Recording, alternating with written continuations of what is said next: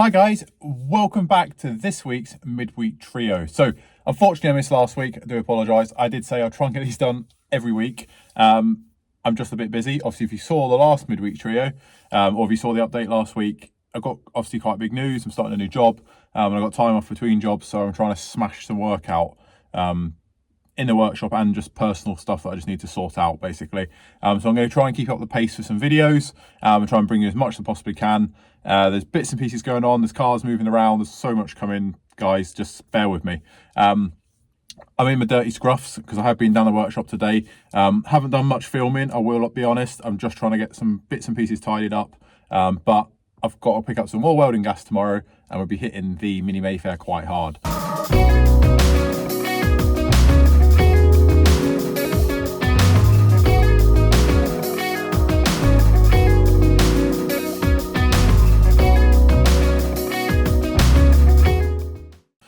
So we've obviously got parts on the shelf for that, and then we'll start trying to move along with it, and then we'll get onto the sports pack and them two minis out the middle. Like mentioned, I need to get them moved on. So this week, as the title suggests, London to Brighton Mini Run.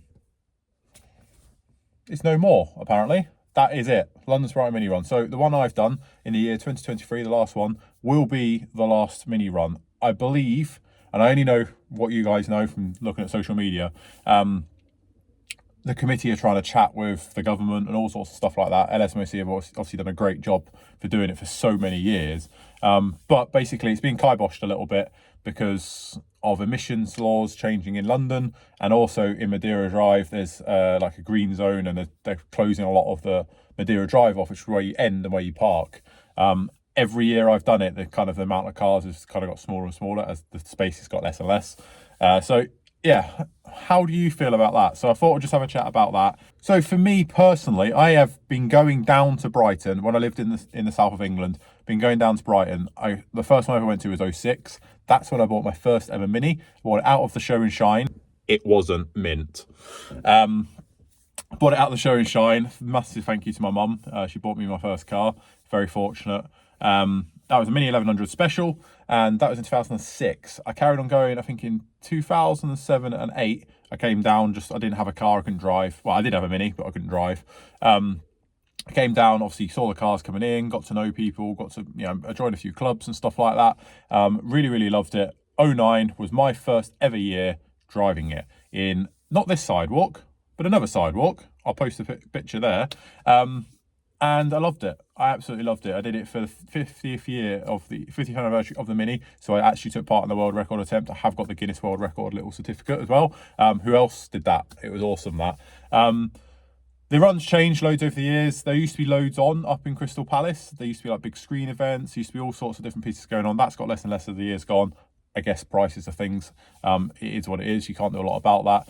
And then in the last few years, it's been in a different place. I believe it's Sutton, Cheam or Chem, or wherever you pronounce it. I personally haven't liked that place. I've never camped there. I probably wouldn't. I just don't think it has the same sort of magical feel as Crystal Palace, but they couldn't have it at Crystal Palace, again, because of laws and stuff like that. So what's everyone's views on the London to Brighton Mini Run being no more? I mean, it might happen. They might pull it off the committee and get to go again. This year, I will admit, I loved it. I did it in a budget clubman. I catch up with Pete, mate, and some, James and some summer mates and stuff that I don't get to see a lot anymore. But I have to admit, I didn't enjoy it much this year, and I'm just putting that out there. The event itself was awesome. It always is. But the actual getting into Brighton, the actual parking up, I didn't see any of the event. I like mentioned, I didn't actually park in. I joined in. I did the whole run with loads of minis, and it was awesome. But getting to park was just madness. I think I stayed for an hour and a half, and I had to go back home. I mean, not everyone has a 5-hour drive home, but I did. But yeah, I don't want it to be the end. I really, really want to do it. I've got loads of deadlines for cars. I usually use London to Brighton as a deadline because it's a real good 200-mile drive. It's a good test drive. It's a good endurance. And I really do enjoy it. I love doing miles in my Minis. So I'm a bit gutted about that. So what's everyone's views on that? My other point, the same week that was announced, Mini Magazine. My favourite ever magazine. It's gone. No more. So Kelsey Publishing own Mini Magazine and Mini World, the two mini magazines that have always been on the market, and that's gone as well. this was the week before last, I think, and just wanted to chat about it. Like, London Brighton's gone, Mini Magazine's gone. What is happening to the mini scene? What's the future going to be? I, for one, am excited. I run Simpsons Classics. We restore classic minis. We muck around with classic minis. We do all sorts of stuff. My new job, I'm going to be massively involved with classic minis. I'm excited for the future of classic minis. And if I can do my piece to make the mini scene better, bring more things, maybe arrange some meets, do all sorts of stuff like that, I think it's just going to be awesome. So we just need to stick together, guys. All us mini owners need to stick together. I, for one, I'm going to miss this magazine, because if you notice in the top corner, just unfold that, there is my mini sidewalk. Yes, it's got a Japanese plate. It originally was done as like a bit of a JDM replica, like using all their styling. That was when it was good, and that was in, what's the date of that? 2017. This car's changed a lot since. It's also a bit battle scarred since then. I think it's probably done about 18,000 miles since then, probably a little bit more than that, to be honest. Yeah, definitely over 20,000, I think now. So yeah, it's two very sad things. What's everyone think? Right, now we're going to get on to your questions. So thank you very much. Remember, Midweek Trio happens every week. Normally about 10 minutes. Sometimes we run a little bit over because I ramble on.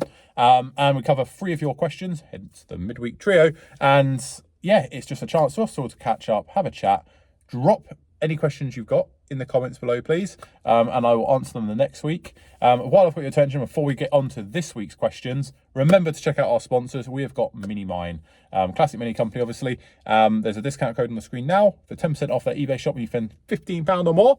So go and check that out. It's a massive, massive support of the channel. And yeah, top-notch parts. Why go anywhere else? So go and check them out. Also, Frost Restoration, tools, consumables, anything like that. Very good, handy company. There's a discount code for you there. Get down in that description, because you can save yourself some money on your mini bits and your tools and consumables. Volvo guys, I'm sorry, I haven't got a discount code for you yet. I'm working on it. So let's get on to the questions. First one is from Nick Proof. So he has a YouTube channel of his own, and his question was, he's basically looking at upgrading his Millie, beautiful Mark III Mini. Go check out my Himley video. It's our thumbnail. I stole his picture. I did ask. We did have a chat at Himley. I think we first met at Bingley, so thank you very much for supporting the channel. And obviously, like I say, go check his out. His little Mini is a Mark III Mini, and you all know that's my favourite era of Mini. So I think that's how we got chatting and stuff like that. You're looking at power plants and what you want to do. So you've mentioned in your comment about a Vanden Plus engine with a 1098, but a Magic 1 gearbox, which would be probably incorrect. I would have thought yours has got a remote change, being a Mark III. Very early Mark IIIs, the crossover between Mark II and 3, I think did have a few Magic 1s, but I think yours is a remote. Correct me if I'm wrong. I would stay with that gearbox. I wouldn't worry about that. I'd keep it remote, keep it period correct. You can do what you want internally with that gearbox if you want to make it better or stronger or whatever, diff-wise. For me, that car, 998 fast road. Really nice sleeper, nice looking Mark III Mini, cam it, head work. See how far you want to go, how big your budget is and stuff like that. But I would build a nice 998 for it. 998s are bulletproof, built well, they go really well. Not much top ends, but who wants to go top end? On a motorway, you cruise along happily at 60, 65, and then on the roads, that's when you've got all the reviness of a classic Mini. It's how they drive. Look at the early Coopers, for example. You could go 998, twin carbs, something like that. I hope that answers your question. I wish you all the best with it. I will keep watching your progress on Instagram and stuff like that, and obviously on your channel. And yeah, thank you very much for supporting the channel, buddy. I really wish you all the best. That is a beautiful little Mini. You know I'm a massive fan of that little car. So keep looking after her, and I look forward to seeing you soon. Right, the next question is from Andy C. So first of all, you've congratulated me on my job, and obviously, yes, the channel will stay going as the same. There will be changes, but me on the channel, hopefully Matt on the channel, will continue. We'll keep moving forward with that. The channel's not going. It's my baby. I love it. I want to grow it. With you guys, I can grow it. Things coming to the channel is merchandise. I'm really working on that.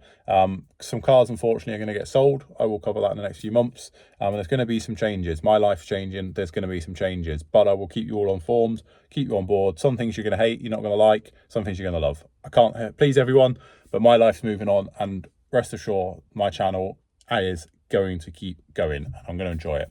So your question is, ever thought about building a kind of competition rally Mini? Yes.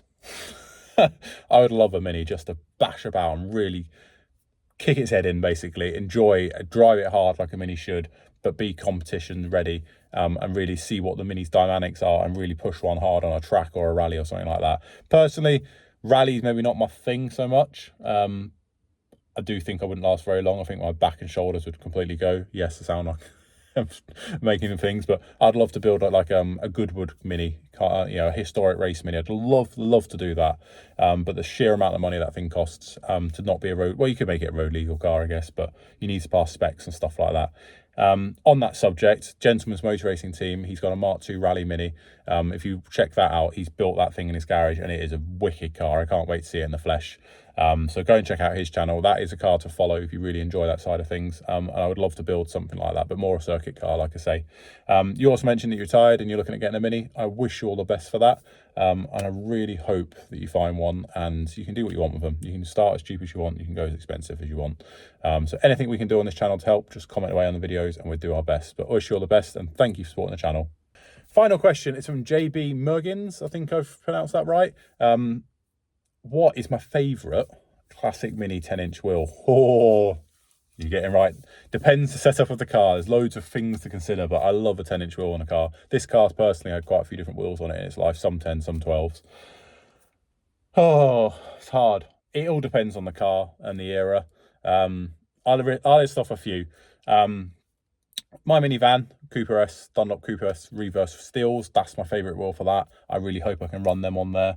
I've got a few sets kicking about and I hope to put them on. So that's that kind of wheel. And I really love that deep dish steely look, but with enough, fills the arches enough, but not being illegal, if you know what I mean. Really enjoy that. Personally do love a set of rose petals. I think a Mini, Mark III Mini or something like that looks beautiful on rose petals. It's the plan for this car. When I lose the wheel arches, that is. Oh, it's hard. Very hard. I don't know what I'd choose. But I'd list off my three favourites. Rose petals, Cooper S steels. And I loved my image split rims I used to have on this car. Really did. But my other favourite classic mini wheel is, I can't remember the correct name of them, but they're the deep dish style, like Ross styles that come on in the Incenti Minis. I love them. I think they're great, and I'd love a set for my Clubman estate. That's the plan for that one day. Hope that answers your question. But yeah, there's Dunlop D1s, there's GB Mini lights, there's all sorts out there. And honestly, a Mini on 10s just looks awesome, whichever you do. So thank you for your question, buddy. I really appreciate it. So that's all the questions over. Remember, get in the comments, answer, ask anything you want, and I will answer it in the next coming weeks. I love having this chat with you guys. I love catching up.